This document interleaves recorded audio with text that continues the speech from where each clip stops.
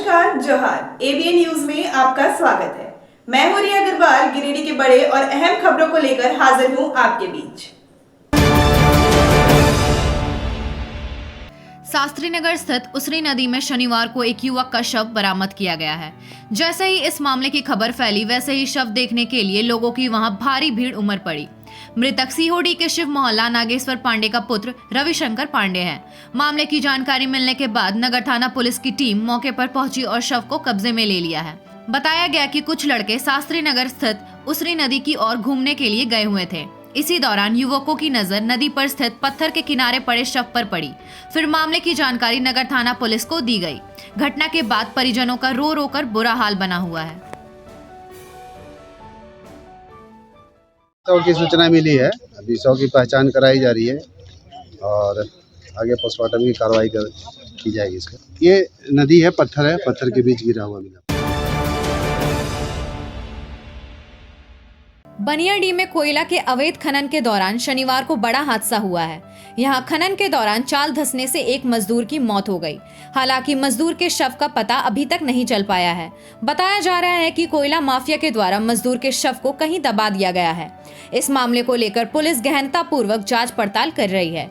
घटना के बाद से इलाके में सन्नाटा है। घटना की जानकारी मिलते ही झारखंड कोलियरी मजदूर यूनियन के सचिव तेजलाल मंडल, झारखंड मुक्ति मोर्चा के कार्यकर्ता देवचरण दास, जगत पासवान मौके पर पहुंचे और सख्त से सख्त कार्रवाई करने की मांग रखी है। तेजलाल मंडल ने कहा कि उन्हें सूचना मिली कि गिरिडीह ओपन कास्ट माइंस के बगल में अवैध तरीके से कोयला का खनन किया जा रहा है, जहां शनिवार की सुबह लगभग 4 बजे चाल धंस गया। इस घटना में एक मजदूर की मौत हो गई। तेजलाल ने बताया कि मृतक का नाम गुज्जर है। वहीं देवचरण दास ने कहा कि अवैध खनन में मरे मजदूर के परिजनों को मुआवजा मिले। जगत पासवान ने कहा माफियाओं पर सख्त से सख्त कार्रवाई हो। वहीं घटना की जानकारी पर महसलुंडी मुखिया शिवनाथ साव, जिला परिषद के पूर्व उपाध्यक्ष कामेश्वर पासवान पहुंचे। घटना की सूचना पर परियोजना पदाधिकारी GS Meena, mines manager RP Yadav भी पहुंचे और माइंस का जायजा लिया, जिसके अंदर धसान होने की बात कही जा रही थी। घटना के बाद सदर एसडीपीओ जितवाहन उराव और मुफस्सिल थाना प्रभारी श्याम किशोर महतो पहुंचे और छानबीन को लेकर कई निर्देश दिए हैं।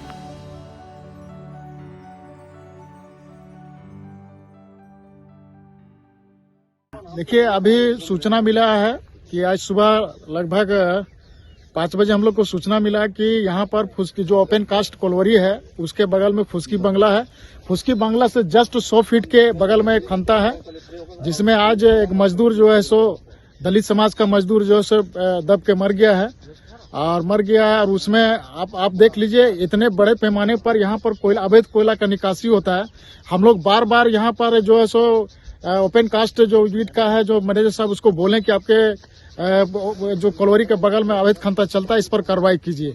लेकिन कहीं न कहीं शक के दायरे में मैनेजमेंट भी है और अब आप हम लोग इस तरह बराबर मांग करते हैं और मैनेजमेंट के जरिए से चंद लोग जो है मुट्ठी भर के लोग जो है करोड़पति बन रहे हैं। अवैध खंता बना करके एक दिन का मैंने 4 लाख का जो है प्रोडक्शन यहाँ करते हैं इस खंता में और ये चंद लोग जो है करोड़पति बन रहे हैं। तो हम आग्रह करेंगे इस तरह से जिला प्रशासन से भी, यहाँ के पुलिस प्रशासन से भी और सीसीएल के प्रबंधन से भी कि इस तरह से अवैध खंता को बंद कर दिया जाए, ताकि जो गरीब आदमी है, जो दलित समाज के लोग हैं, जो चंद पैसे के लिए मैंने थोड़ा सा जैसे 350 रुपया मजदूरी मिलता है तो यहाँ आकर के 400-500 रुपया कमाता है। इस लालच में आकर के वो जो अवैध खंता के अंदर घुस जाते हैं और उस लालच में आकर के अपनी जान को दे देते हैं। पर जो यहाँ का ठेकेदार है, जो अवैध खंता जो संचालक है, वो जो है एक मैंने मुट्ठी भर थैली भर के पैसा लेकर के चल जाते हैं। लेकिन मरता कौन है? गरीब मजदूर मरता है, गरीब परिवार के लोग मरते हैं। आज उस परिवार के लोग मर गए हैं।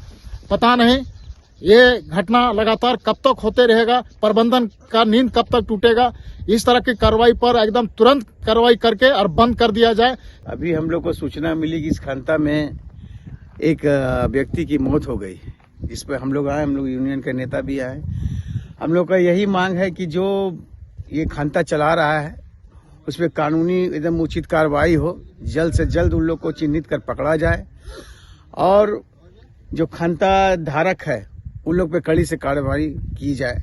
मजदूर हमारे जितने बेचारे निम्न वर्ग के आते हैं वो तो चला गया, उससे तो कुछ मिलने वाला नहीं है। उसके परिवार कितने होंगे बच्चे, ये तो आप उसके घर जाके ही पता कर सकते हैं।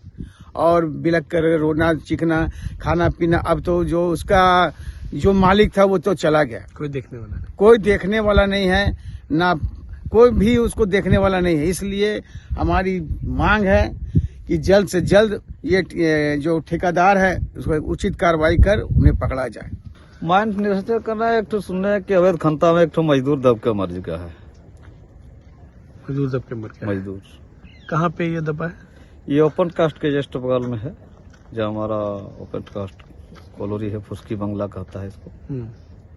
जबकि हम लोग यह बात उठाए थे प्रबंधन के पास कि यहाँ का मैनेजमेंट जो किया सर्वे बोलता है कि 4 साल का कॉलोनी है। हम लोग कहते हैं कि अकूत कोयला है, यहाँ पर कोयला का कमी नहीं है, मैनेजमेंट करने का कमी है।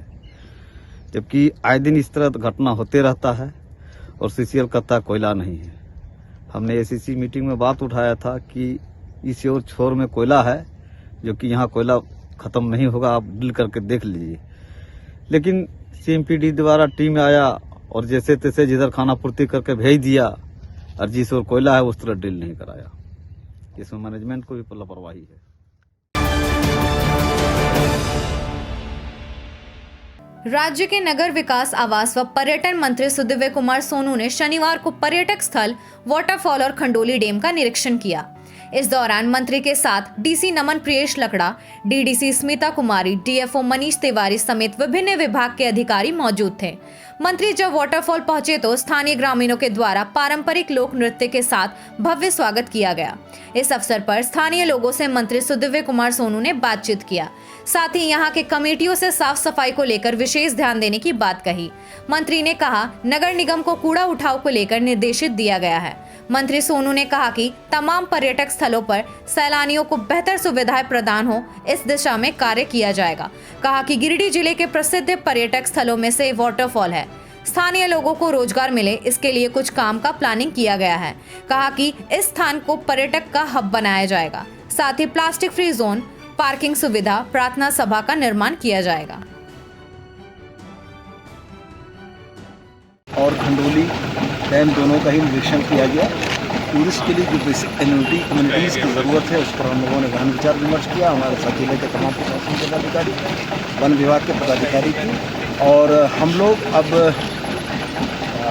लैंड के टेक्निकलिटी की सीमाओं से परे जाके प्रति कदीम के अलावे हम लोग फॉरेस्ट के लैंड पर फॉरेस्ट को पैसा देकर काम करा के टूरिस्ट के लिए एम्यूनिटी डेवलप करना चाहते हैं। कुछ प्लान बना है, लेकिन हमारा मोटे तौर पर अंदाजा ये है कि अगले साल के अक्टूबर तक आपको निश्चित रूप से दोनों ही टूरिस्ट लोकेशन के बेहतर और अच्छी सुविधाएं देंगे।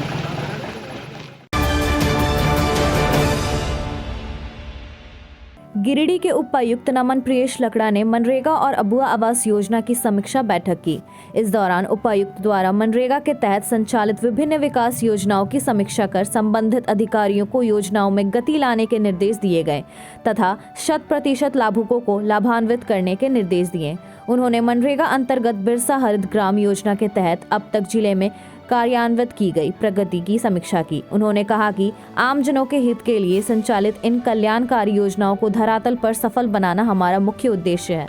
इसके लिए सभी अधिकारियों को सक्रिय रूप से प्रयासरत रहने हेतु निर्देश दिया। उन्होंने कहा कि आमजनों के हित को ध्यान में रखते हुए योजनाओं को क्रियान्वयन हो ताकि लोगों को उचित लाभ मिल सके। उन्होंने कहा कि केंद्र व राज्य सरकार द्वारा विभिन्न प्रकार की कल्याणकारी योजनाओं को संचालन किया जा रहा है ताकि ज्यादा से ज्यादा लोगों को इन योजनाओं का लाभ दिया जा सके।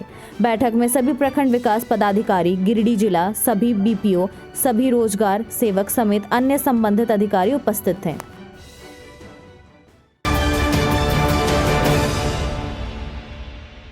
जीएमएम युवा मोर्चा के उपाध्यक्ष फरदीन इम्तियाज अहमद के बड़े अब्बू डॉक्टर खुर्शीद अहमद का देहांत बुधवार को हो गया था, जिसके बाद फरदीन के घर सांत्वना देने वालों का आना लगातार जारी है। इसी क्रम में शुक्रवार शाम राज्य के मंत्री हफीजुल हसन अंसारी फरदीन के घर पहुंचे। वहीं शनिवार सुबह नगर विकास मंत्री सुदिव्य कुमार भी पहुंचे और दोनों मंत्रियों ने डॉक्टर खुर्शीद अहमद के देहांत पर दुख जताया और कहा कि खुर्शीद अहमद एक बेहतर डॉक्टर के साथ एक बड़े समाज सेवी भी थे। समाज में इनकी अलग पहचान थी। मौके पर स्वर्गीय खुर्शीद अहमद के भाई डॉक्टर रियाज अहमद, अमीरुद्दीन अहमद, स्वर्गीय खुर्शीद अहमद के पुत्र शाहबाज अहमद समेत परिवार के कई सदस्य मौजूद थे।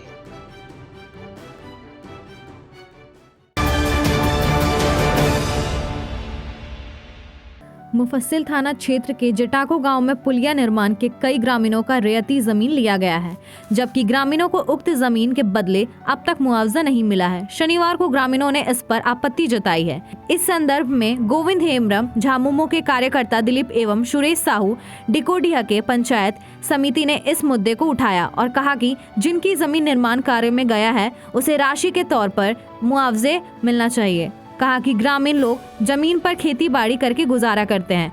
पुलिया निर्माण कार्य में जमीन जाने से ग्रामीणों को नुकसान हुआ है। विभाग को उसके लिए बदले ग्रामीणों को मुआवजा देनी चाहिए।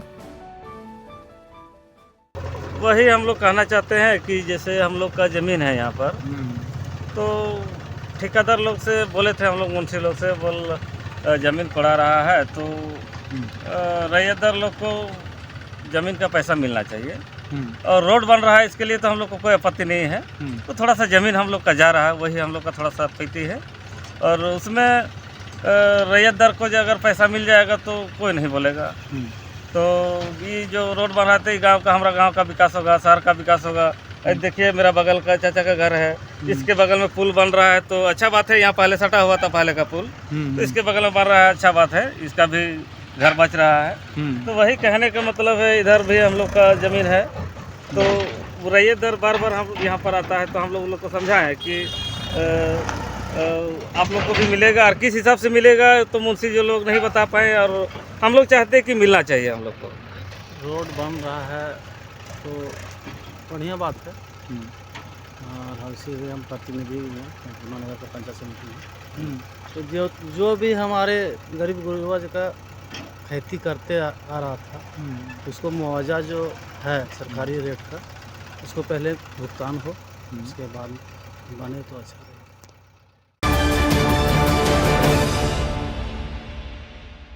गिरिडीह कोर्ट परिसर में शनिवार को राष्ट्रीय लोक अदालत का आयोजन किया गया। इस लोक अदालत का विधिवत उद्घाटन डिस्ट्रिक्ट जज अरविंद कुमार पांडे, उपायुक्त नमन प्रियेश लकड़ा, पुलिस अधीक्षक doctor Vimal Kumar, bar association के अध्यक्ष प्रकाश सहाय समेत अन्य न्यायिक दंड अधिकारियों ने संयुक्त रूप से दीप प्रज्वलित कर किया। इसमें जिले के विभिन्न प्रखंडों से सैकड़ों की संख्या में लोग पहुंचे हुए थे। इस दौरान अपने लंबित मामलों का ऑन द स्पॉट निष्पादन करवाया। इस बाबत प्रधान जिला एवं सत्र न्यायाधीश अरविंद कुमार पांडे ने बताया कि हर साल की तरह इस साल भी आज के दिन पूरे देश भर में राष्ट्रीय लोक अदालत का आयोजन किया जा रहा है। साथ ही विभिन्न लंबित मामलों का जल्द से जल्द निपटारा कर लोगों को राहत दिलाने का काम किया जाता है। डीसीएसपी ने कहा कि राष्ट्रीय लोक अदालत से काफी संख्या में लोग अपनी समस्याओं का समाधान करवा पा रहे हैं। मौके पर मामलों के निष्पादन को लेकर कई टेबल लगाए गए थे। नेशनल लोक अदालत लगता है और माननीय उच्चतम न्यायालय के निर्देश पर हर जिले में, आज पूरे भारत में हर जिले में लगता है।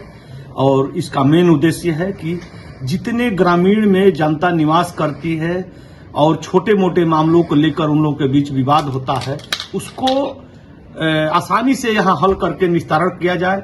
हम लोग का यहाँ प्री बेंचेज भी बनती है। नेशनल लोक अदालत आज है तो इसके पहले एक हफ्ता पहले प्री बेंचेज बनती है।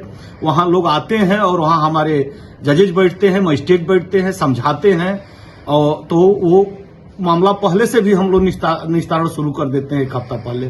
ज्यादातर मामले जैसे हम लोग के ये मोटर एक्सीडेंट क्लेम है, इसमें जो भी हमारे इंश्योरेंस के लोग हैं या जो लॉयर यहाँ देखते हैं, स्पेशली शर्मा जी हैं, हमारे पवन बाबू हैं और लोग हैं, उनको हम लोग मीटिंग करते हैं। तो ये लोग क्या करते हैं कि इंश्योरेंस कंपनी से मिल करके ज्यादा से ज्यादा दुर्घटना मामलों का दावा निस्तारण करते हैं। तो जिसके घर दुर्घटना से मृत्यु हुआ है उसको तत्काल एक राहत मिलती है। किसी को बेटी की शादी करना है, बेटा को पढ़ाना है तो उन लोग को ये फायदा मिलता है। और ज्यादा से ज्यादा इसीलिए हम मीडिया कर्मी लोग को बोलते हैं कि चूंकि अभी हम यहाँ 20 वर्ष 22 वर्ष नौकरी करते हो गया, हम कभी कभी ग्रामीण इलाकों में गए हैं तो नेशनल लोक अदालत क्या है इसके बारे में लोगों की जानकारी नहीं है। अब हर जगह हम लोग का डीएलएसए से ऐसा है प्रोविजन की लगता है लीगल अवेयरनेस, फिर भी उतना नहीं हो पाता है। लेकिन हमारा ये मानना है कि अगर मीडिया कर्मी जन जन तक ये बात फैलाए तो इसका ज्यादा प्रसार हो सकता है और गरीब जनता लाभान्वित हो सकती है। शनिवार को जिला पुस्तकालय गिरिडीह में गिरिडीह सदर ब्लॉक के प्रखंड विकास पदाधिकारी गणेश रजक द्वारा पुस्तकालय में छात्राओं को एग्जाम के समय किन किन समस्याओं का सामना करना पड़ता है और आगे आगामी एग्जामों की तैयारी कैसे करें, उस पर चर्चा की गई, जिसमें लगभग 150 छात्राओं ने हिस्सा लिया। इस अवसर पर रजक ने हर हफ्ते शनिवार पुस्तकालय में क्विज तथा ग्रुप डिस्कशन करने का छात्रों को कहा तथा प्रखंड विकास पदाधिकारी ने छात्र छात्राओं के बीच अपने छात्र जीवन की एग्जाम की तैयारी को कैसे की जाए तथा कौन सी दिक्कत उन्हें आ सकती है, इसके विषय में भी उन्होंने बच्चों के साथ बातचीत की। इस कार्यक्रम में पुस्तकालय कर्मी अजय कुमार, नितिन गोविंद, अरुण शर्मा तथा सैकड़ों छात्र छात्राएं उपस्थित थे।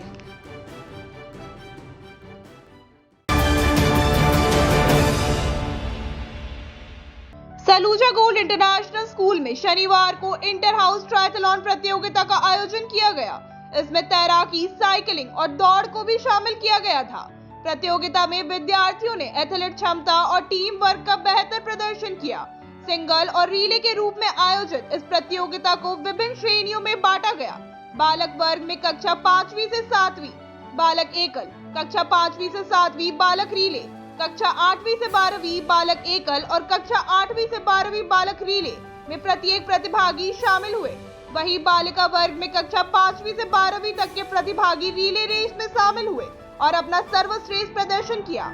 उसका उद्घाटन विद्यालय के डायरेक्टर जोरावर सिंह सलूजा ने हरी झंडी दिखाकर किया था। बाद में विद्यालय की प्राचार्य ममता शर्मा ने सभी विजेता हाउस और प्रतिभागियों को उनके प्रदर्शन के लिए बधाई दी।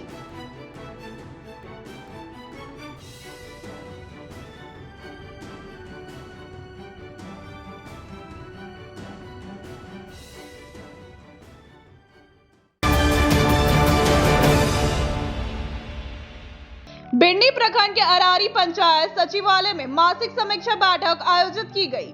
चुनाव के कारण इस बैठक में कुछ समय का अंतराल आया था। बैठक में पेयजल एवं स्वच्छता विभाग द्वारा किए जा रहे कार्यों की समीक्षा की गई। मुख्य प्रतिनिधि सुनील कुमार वर्मा ने सभी जल सहियाओं को निर्देश दिया कि जिन लाभुकों के शौचालय निर्माण का कार्य लंबित है, उनके आवेदन शीघ्र सुनिश्चित करें ताकि उनके खाते में विभागीय राशि भेजी जा सके। प्रधानमंत्री नल जल योजना की भी समीक्षा की गई। ऐसे पाया गया कि संवेदक द्वारा कार्य अधूरा छोड़ देने के कारण पंचायत में मात्र 20% काम पूरा हो पाया है। इस समस्या को जल्द सुलझाने पर चर्चा हुई।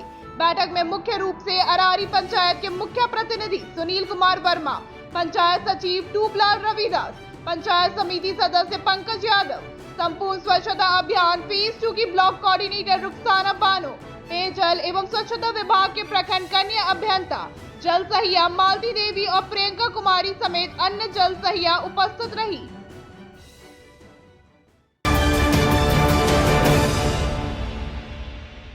तीसरी प्रखंड मुख्यालय के तालाब के बगल स्थित जमीन का शनिवार को सीईओ के आदेश पर मापी की गई। इस दौरान प्लॉट संख्या 236 के 1.5 एकड़ रकबा वाले गैर मजरूआ खास जमीन की मापी सरकारी अमीन विनोद रविदास व स्थानीय कर्मचारी के द्वारा की गई। मिली जानकारी के अनुसार सरकारी गैर मजरूआ व बाजार हाट की जमीन अतिक्रमण को लेकर अंचल कार्यक्रम में शिकायत की गई थी। इसी के आलोक में अंचल कार्यक्रम से जारी ज्ञापन संख्या 715 के तहत प्लॉट संख्या 236 की मापी की गई। हालांकि इस दौरान बाजार हाट की जमीन मापी नहीं किए जाने को लेकर समाज सेवी राजकुमार शर्मा और माले नेता मुन्ना गुप्ता ने सवाल खड़े किए हैं। इस संबंध में अमीन विनोद रविदास ने बताया कि तीसरी के अंचला अधिकारी अखिलेश्वर प्रसाद के द्वारा उन्हें प्लॉट नंबर 236 के मापी का आदेश मिला था। मापी व सीमांकन के द्वारा रेयत लखन रविदास व अन्य के द्वारा कंस्ट्रक्शन करने की बात सामने आ रही है। सर, ये नापी में भी क्या निकल के आया सर? 236 प्लॉट नंबर का नापी का आदेश अंचल अधिकारी तीसरी के द्वारा दिया गया था, उसी का नापी करके सीमांकन किया गया। तो सीमांकन में सर ये किसके अंदर आ रहा है सर? और कुछ रैयत का नाम आ गया है।